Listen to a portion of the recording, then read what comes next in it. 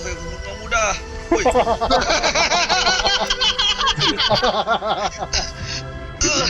Ada timbang. Ngomong lagi. Mandana heaven lah. Aku dah essence. Mana tak terima. Mana action lah. Aku tak boleh nak revive man. Mampus.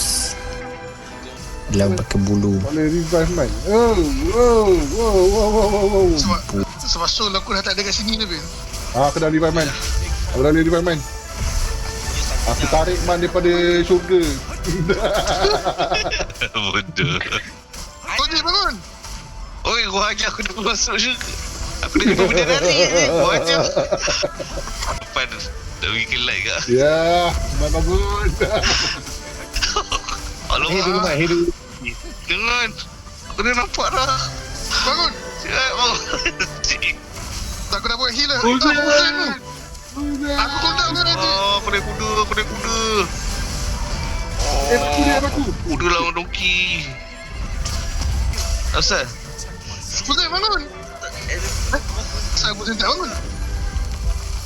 Dua. Bukan bangun. Saya Bukan bangun. Help me, help. Bel. Tapi nak mati je, Bil. Oh, dia terbang. Dia buat apa tu? Dia bukan tembak mixer tu ke? Oh, tak kena. Tak kena. Oh, shit.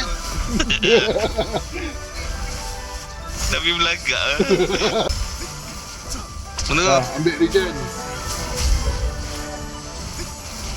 Mama aku dekat kau. Ya, aku dah buka heal. Sikit lagi dia Bangun. Ambil regen. Aku tak nak elak. Kamu jangan lu. Ambil regen ni, Mamong.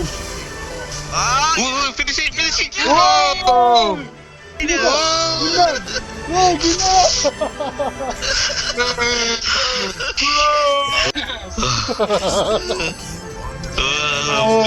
je game kau tahu tak?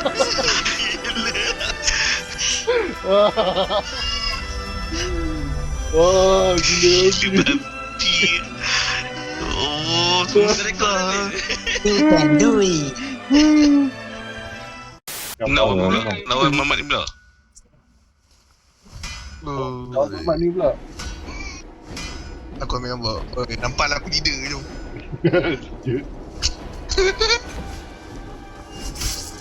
Yang kita bodoh tadi. Wait, dia tarik aku. What the fuck?